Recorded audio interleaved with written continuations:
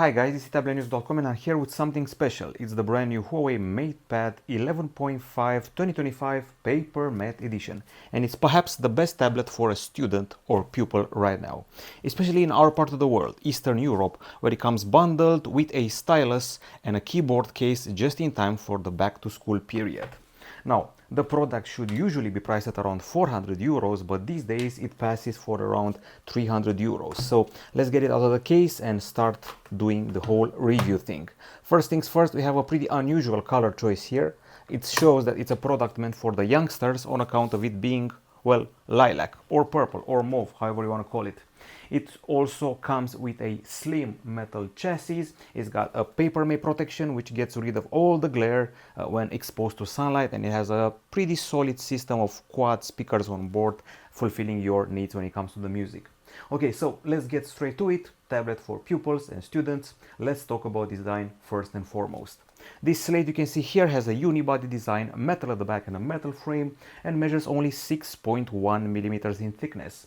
It weighs 515 grams and it's 10% slimmer than its predecessor. It's available in the violet hue you see here and also space gray. It has a matte finish, so it shouldn't draw many fingerprints. However, if it does draw fingerprints, particularly on the screen, there's a little cleaning rag in the box of the device.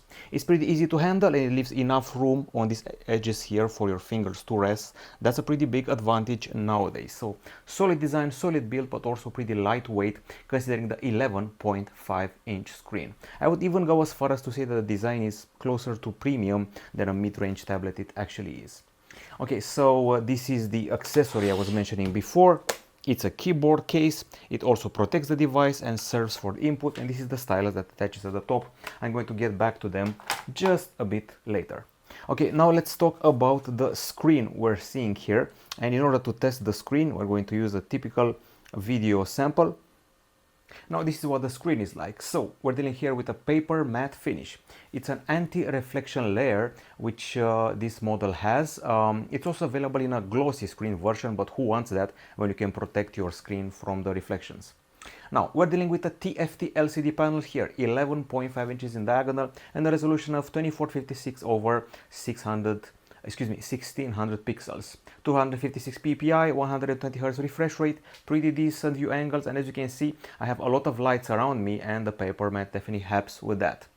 Now it's actually superior to the predecessor by double-digit percentages when it comes to combating reflections. Now we also have measurements here and we did some tests. Let's see how those panned out. When we measured the screen brightness with a lux meter, we achieved 474 lux units, which is okay for the entry-level and mid-range tablet segment. It's around the same level as the Redmi Pad Pro, but also I would say a slight downgrade from the 2023 edition. You can see here which tablets are superior. You can see that the MatePad Pros are higher, but those are more premium models. Redmi Pad Pro is pretty much on par. MatePad 11 had 505 lux. HUAWEI MatePad 11.5 previous editions had over 600, so yeah, a bit of a downgrade when it comes to the brightness. However, in real life, day-to-day use, I didn't have any problem with its brightness. There are also some extra settings for the screen, so if you go here, you're going to find these settings. You got your brightness, your automatic, dark mode, eye comfort, and even a special ebook mode, which mimics a sort of Kindle. Text size, display, color temperature are included here among the options, and that's pretty much it, plus the refresh rate, which can be set to high, medium, or standard. I should probably also mention that the stylus makes it feel like a pen on paper experience. That's one of the advantages we have here, so you can go ahead and draw or highlight or whatever you want here. It truly feels like a pen on paper experience, and that's, I would say, one of the core selling points of the machine. The screen, aside from combating reflections, it also makes it feel like you're wielding real paper and a real pen. Now, we have to talk about the innards of the device because it's an interesting situation, because HUAWEI doesn't reveal its processor on its devices. So here we have the Kirin 8020 octa-core processor with a Maleon 920 GPU and also with 8 gigs of RAM. You can see it here, 256 gigabytes of storage. Just so you know, HUAWEI promises improved heat dissipation here with a double graphite layer, and when I say double, I mean compared to the predecessor. So we'll also have a TDP of 4 watts for the system, and you can also find more resources here in this area if you want to learn more about the tablet. You can see the RAM, internal storage, resolution, and so forth. Now, as far as the performance goes, we have it in check here. So we do have Chrome installed, and we do have the benchmarks. A first good finding is that there's no problem with the throttling. We did a CPU throttling test, and we only lost 29% of the performance throughout the 15 minutes test, which is actually not bad, considering that, for example, a flagship phone nowadays may even lose 30%, 50%, 60%, so that's fine. When it comes to the famous Antutu 10, here we are, 723k points. We surpassed the predecessor and the Redmi Pad Pro, which can be considered rivals. With these 723k points, keep in mind that the predecessor was at around 664,000 points. Above it, we have the Galaxy Tab S10 FE at 900k points, and also we have here Geekbench 6 in the multi-core test. We're just above the Redmi Pad Pro and just below several Galaxy Tab and Galaxy various MatePad devices. This is a wildlife test. We surpassed the Redmi Pad Pro again, so if we're comparing ourselves to the Redmi tablet, this one is a bit superior, but I think the price is also just slightly higher. As you can see here, we're above the Galaxy Tab S9 Plus FE, which is not bad company to be in. Now, if you're wondering about the temperature, we also have that. In benchmarks, we achieved 35.5 degrees Celsius, which is definitely not a sign of overheating, while in games, we achieved 34.3 degrees Celsius, which is once again not a sign of overheating, so temperature checks out. On the battery front, this is quite a generous device. You can see a listing here for the battery, or you should see it. It's a 10,100 mAh battery with 40 watts charging. You don't have a charger in the box, but in my country, in Romania, you can also get a bundle charger. Actually, not a bundle, a bonus charger with a lower price, something like 7 euros or something like that. So that's pretty cool, actually. When it comes to video playback time, we have 13 hours and 34 minutes of continuous playback. There's movies, there's TV shows, there's all that. And I would say it's a pretty decent value here. Let's see how it compares to other models. We beat the Galaxy Tab S4, Xiaomi Pad 5, HUAWEI MatePad 11, Lenovo Tab Plus, Tab A7, and even the Tab S10 Ultra, which is supposed to be a flagship, but we're below the predecessor, which had about 15 hours or so. Once again, this is video watching. It may as well be Netflix. When it comes to continuous usage, we're not far. On the 10th spot in our hierarchy, 11 hours and 28 minutes. Not bad at all. And initially we had an error in this application. We had to run it again, but this is the final score.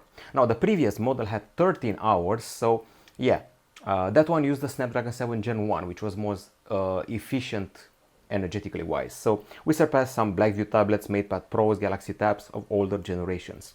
The charging is, I would say, not bad for a tablet, 1 hour and 37 minutes, and in half an hour you're at 36%. Things are, I would say, pretty decent. On the acoustics front, you're getting a quad speaker setup, speaker 1, speaker 2, speaker 3, speaker 4, so a quad setup here. It may be a productivity tablet, but you can also have fun with it. That's why I'm going to listen to a tune or two.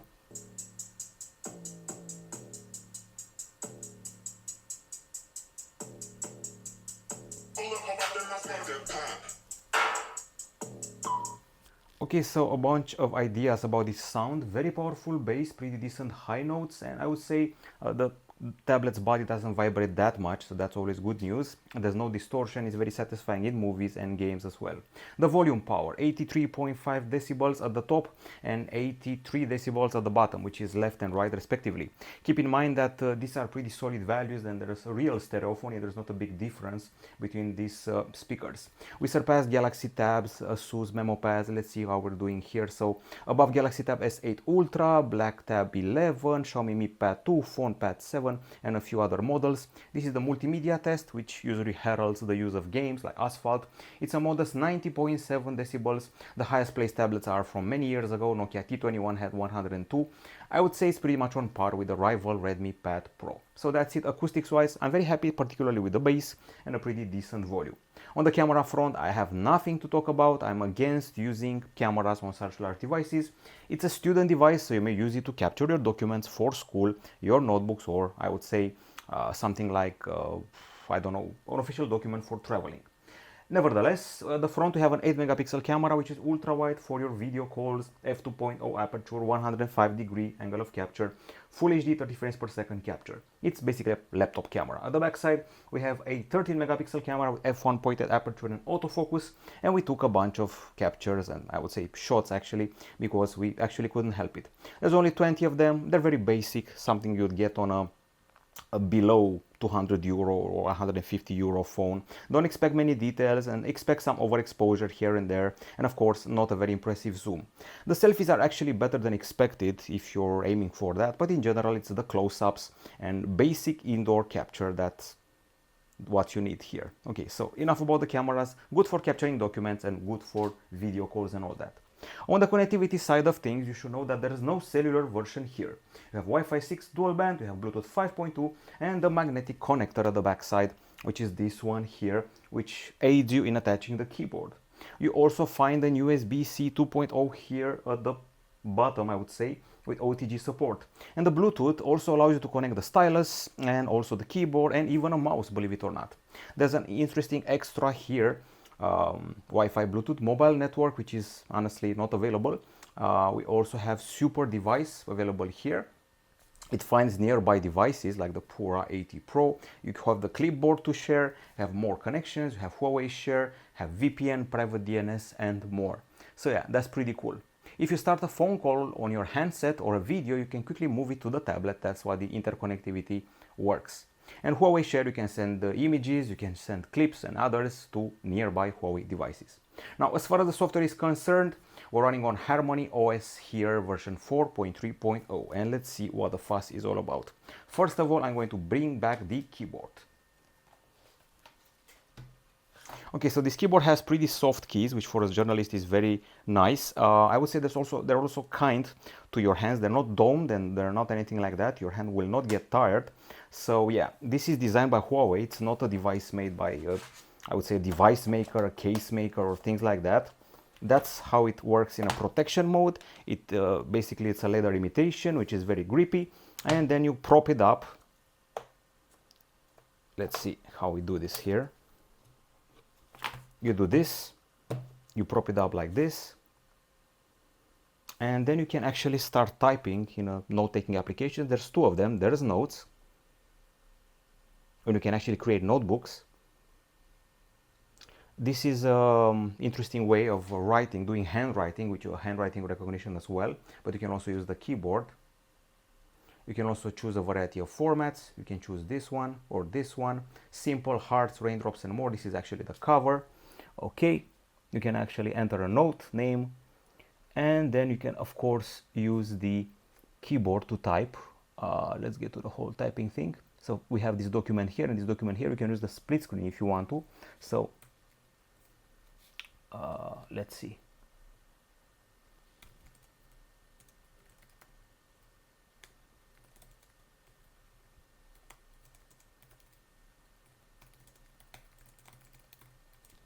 That's just one example. Here we are with a video review of the device. I would have to say that we're dealing here with a device that offers soft keys, which offer, I would say, faster typing for journalists and pupils and all that. Of course, there are some shortcuts akin to Windows, which are quite useful. You can use combos of keys for that.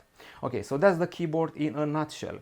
Now, the stylus can also be used, obviously, for taking notes. You can see that here, but you can also do other things. You can highlight stuff like I just did. And you also have other useful tools. For example, you have the one-stroke features here. You can also attach media notes, and I don't want to spoil my colleague's handwritten text here, so I'm going to start a note from scratch, new note. This is the format we're working with. I can do this. So this is the ballpoint pen. Okay, and this is another tool, the HB pencil. This is the marker. This is the eraser. This is the lasso for images, text boxes, and attachment, and so forth. This is the text case where you can use write in the keyboard. You can write using the keyboard. Excuse me. This is the one stroke, and you can actually attach media from here. Here you have stickers, which are cool nowadays, and here you can work with a sort of dashboard. And this one here, one of these items should definitely be used As a template, here you have the recorder, this one here.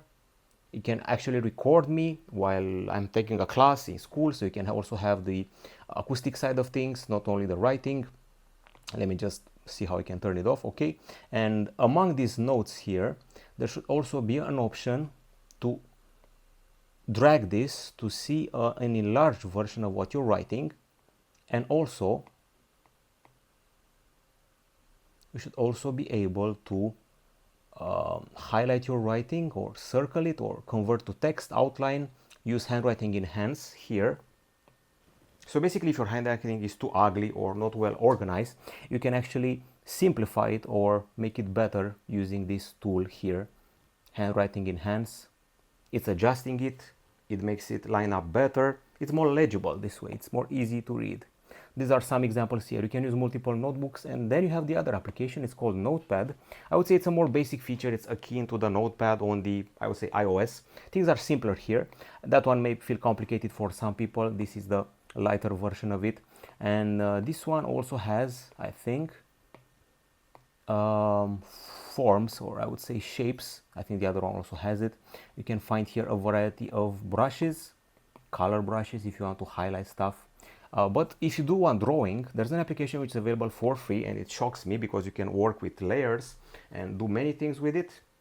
This is the Go Paint. It's available for free. It's been a staple of the MatePad Pro series, and it has quite the variety of brushes. Last I counted, it was over 100, something like 150, and you can do a ton of things with it. I should also know that you're working with layers here, and you can also do sprites and textures and things like that. So if you're into creativity, drawing and editing, this may be the one for you. Aside from that, so let's say if you're in the Files application and you do this, and you can also have a split screen experience here. So the notepad can be this, and then you can have this, and if you want to, you should actually be able to do the whole split screen thing. I think that this is the way. So multi-window is available, we got it, and you can do this. Of course, there are better things to do than this. So for example, I can watch a video here while I'm taking notes. I can read an email and take notes. I can actually record audio in class and write notes while I'm watching a YouTube video at the same time. Those are just some examples. And here you have the sidebar where we can trigger a variety of stuff like applications. Don't forget the taskbar here at the bottom. This includes the most useful apps, most often used apps, and this one the recently used applications. Okay, the whole Google thing. So as you can see, we do have stuff. We have YouTube here, we have Chrome, we have Drive, and the secret is that once you go into the app gallery, which by the way has hundreds of thousands of applications, you just have to type your Google app. It's Chrome, it's Docs, Sheets, and things like that. So basically you can download it, one of them, and it auto installs MicroG. MicroG allows you to access the Google services. You can log into your Google account and then have it available in all the applications. And then there's Gbox. Gbox is available here, and it provides you access to the Google Play Store. You can find your streaming applications, your financial applications, your McDonald's and your food delivery, and a variety of other games and benchmarks and things like that. So those are some examples of how to emulate, sort of emulate the Android experience.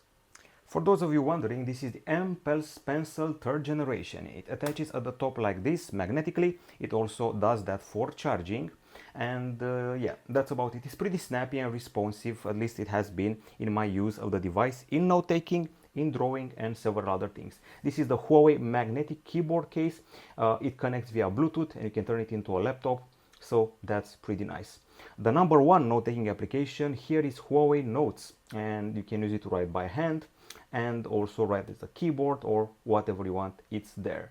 You also have stickers, covers, you can export to PDF and do several other things. We don't have many pre-installed apps. There's not a large amount of bloatware here. We have Petal Clip, for example. We have the email application. I see you have Booking.com. And for productivity, Huawei also delivers you this M Pen Zone. It's basically, I would say, a collection of applications for your stylus, which is good to have so you don't have to browse for yourself. They usually also bundle WPS Office, which is this one here. Is basically a replacement for regular Office. You can do PDF editing, among others.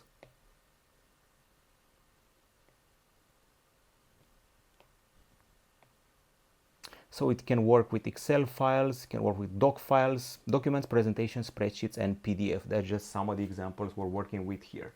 So I would say that's pretty cool. And once again, back to the, I would say, selling point, GoPaint provides you things like, check it out. So we have layers, color pickers, lasso, cut, guidelines, curves, chromatic palette, hue. There are so many options here you can work with. I actually get lost in them. I'm not very good with drawing, but some people can definitely know what they're doing here. Here you can work with layers, by the way. You can export stuff at very high resolutions, and that's pretty important in my view.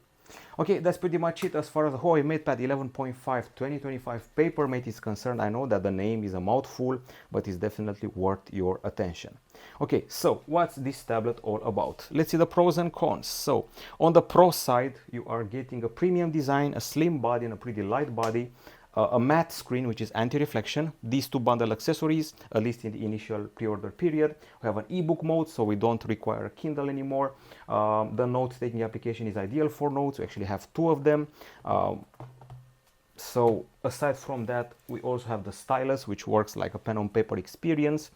As I keep telling you the pro stuff, I'm also going to show you the whole screen thing. So if you go here and if you go to the ebook mode, you can actually have it color or have it black and white. You can see that the color has changed, and it's kind of on the eyes because you're going to be spending a lot of time reading those notes. Okay, so HUAWEI Super Device interconnects your device. You can continue a phone call from your phone to this tablet. You can also transfer content, and the speakers are quite good, the quad speakers when it comes to the sound. Those are the pros. So productivity, I would say, also very nice screen and a premium metal body. Plus this accessory is bundled initially in the pre-order period in my country. On the cons, the screen is less bright compared to its predecessor. Keep that in mind, the predecessor was a bit brighter. Also, the energy efficiency is a bit modest on account of the CPU, which is not a Snapdragon this time. The camera feels entry level, but I don't have many expectations from a tablet's camera. There's no SD slot, and as far as I know, there's also no protection with a fingerprint scanner. By the way, surprisingly good microphones, which is something you should keep in mind for this device. And also, from what I know, there is no cellular version. I see there's room here for a would-be slot, but they didn't put it here in the end. Considering the special offers and the bundle stuff, is definitely a back-to-school device for students who are going to be doing a lot of reading, a lot of writing, note-taking, and even some movie watching and some TikTok. The core here is that you're getting, I would say, 60% of a MatePad Pro experience for a much lower price. You have the GoPaint application, you have a pretty nifty keyboard with a decent travel, and you have the same stylus as a premium device. So for about 300-400 euros, I don't think you can do better if you're buying a rival's device. Maybe extra apps, but GoPaint is very hard to rival nowadays. And also if you have a Huawei phone super device, will definitely be useful for you. That's it from that's it from Tablet-News.com. This has been the review of the HUAWEI MatePad 11.5 2025 PaperMate. Goodbye.